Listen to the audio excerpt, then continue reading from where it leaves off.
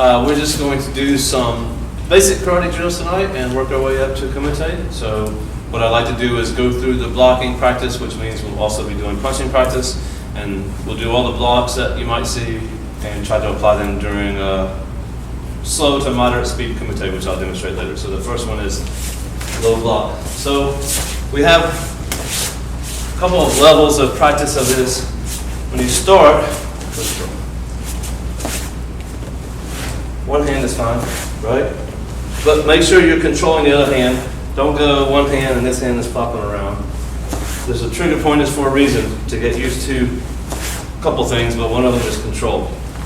Then if you get used to that, you start using two hands. So I got a parry hand here and a blocking hand here. So as we were talking about striking before, the parry hand can be parry and the blocking hand can be blocking, right? But then the parry hand can be parrying and the blocking hand can be a strike. Or you have a combination of different things you can do, striking and blocking at the same time. So to start, 1, 2, 1, 2, and then when you get used to that, add in the second hand here. And look, I'm not standing here in front of him. We don't do this stuff. Okay, see, you can practice like this, right? Look, I can do the block, boom, it's working, but not good practice to stand right in front of someone. That's why embedded in the drill is the turn. So you're going from one cat stance to the next, and there's a reason for that, so that you get the turn. You should be doing a full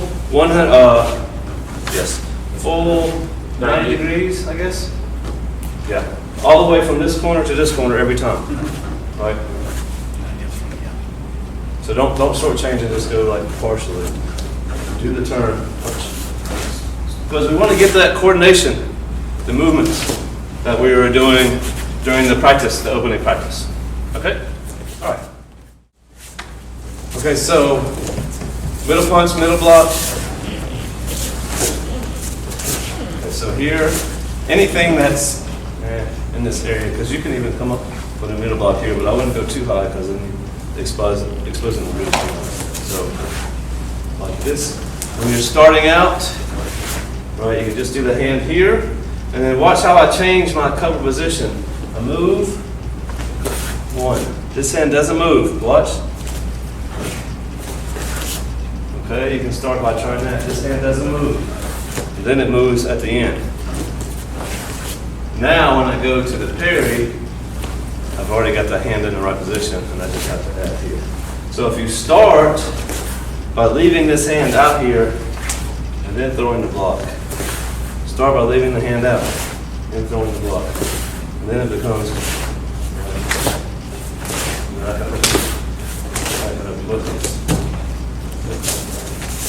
questions? Same movement back and forth as we do in the opening exercises. Well, not back and forth, but we do this in the opening exercise, right? And we're just going, switching back and forth.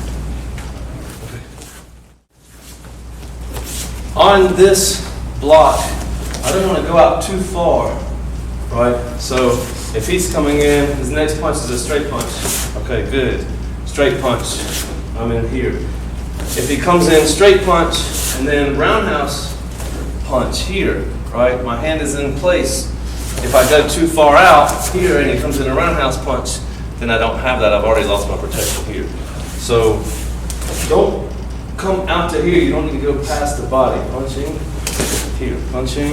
So if that next punch happens to be a roundhouse, boom, I'm already inside. And if I go too far, right, if I'm out here, and then I'll have to depend on this hand, try to do something like that, I don't want to be in a position. So again, here, see where my position is. It's still, what would you say this is coming from? Well, my 1 point, right? So on Aikido, this is basically keeping the 1 point, right? So straight punch, I can go back to this. Roundhouse punch, I can come in like this. Okay, so we'll do one more round. Propositional punch. 1, 2, 1. Okay, so this block. Straight up like this, okay? In here. remember, using the hips, starting from the feet, coming up through the hips, over here. From here, what can I do? Remember, this is the position. So I can move in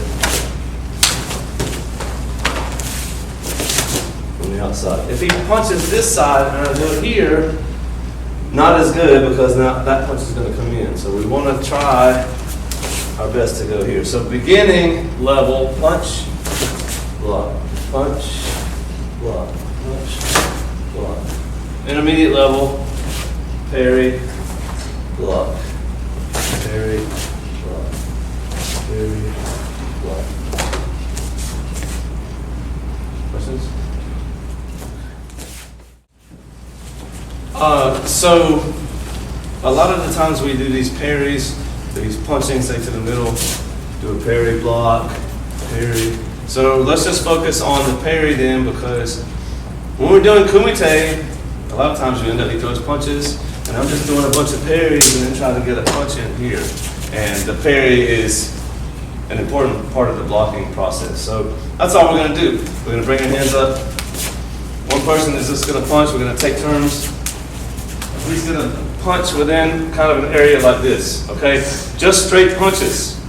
In a minute, we'll move to different kind of punches, but for the first part of the exercise, we'll just do straight punches and parries to the outside. He can change up. He doesn't have to just alternate. He can do 2 in a row. He can do 3 in a row, change his punch a little bit, but mostly straight punches in this area here and just blocking from the outside. So I don't want to block from the inside. That would be a less than ideal block. So I want to try to let my blocks to the outside.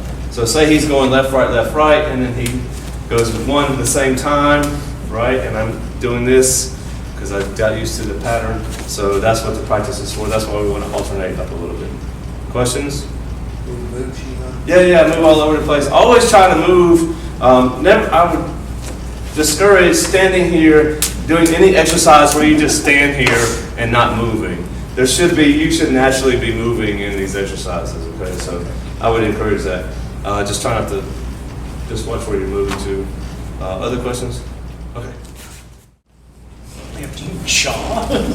This is going to be basically the same except for he's going to add a roundhouse punch here and there. So for the straight jabs, I'm going to just block, so to the outside like we've been doing. With the roundhouse, I'm just going to come out like this. Right, so it's kind of like a shuto and straight jab. Try to block to the outside, and then when he throws a roundhouse, you're just going to kind of parry like this, right? Boom, boom. Get used to that change up. Boom. And just having the hands in front, not dropping them, not changing, right? Always going to the outside. Okay. So now we do Kumite. We do not do point sparring. We are not in competition. We are here to make everyone better. The way I look at it is I really enjoy having the students who, like Sensei and Shihan Sensei and Senpai, the guys who have trained in other dojos, trained with my Sensei before, because they're better to train with, right? And that's the point. I want to make everyone as good as they can be, and that should be everyone's attitude in the dojo, that I want to make every person as good or better than me, not I want to be the best person in the dojo. Because the better your peers are in the dojo, the better training you get and the better you become.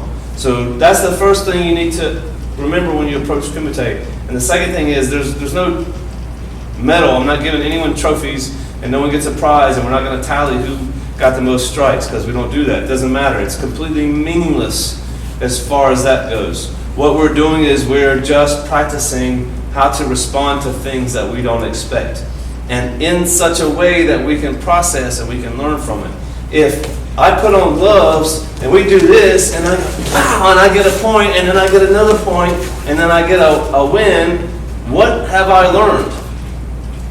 That I can play point sparring better than he, and that's all that I've learned. But if we go through this in a methodical way and try to learn from it, then it becomes a good exercise, a mutual exercise where we're all working together. All we're going to do is put together all the stuff we learned. If you don't want to do kicks, that's fine. If you want to do kicks, I know we didn't do any kick defenses earlier, but it's okay. Try it anyway. So we're just gonna slowly, all right, just go through like we're sparring, but at a slower speed. And it's not easy to do this without speeding up. Okay? But be relaxed. No one's getting hurt. That's the thing. There's no stress. You can free your mind of anything, because that is the most important thing that I can say to you, is that I'm not thinking about fighting him. Right? I'm thinking about nothing. That is your most important goal, is to clear your mind while you're doing Kumite. Because in a real fight, you can't do things consciously. They have to be reflexive. And in order for that to happen, you can't be thinking about all the stuff around you. You've got to be clear. So the most important thing for me in the Kumite is that I'm clear. I'm meditating. This is not meditation. Okay, so try that.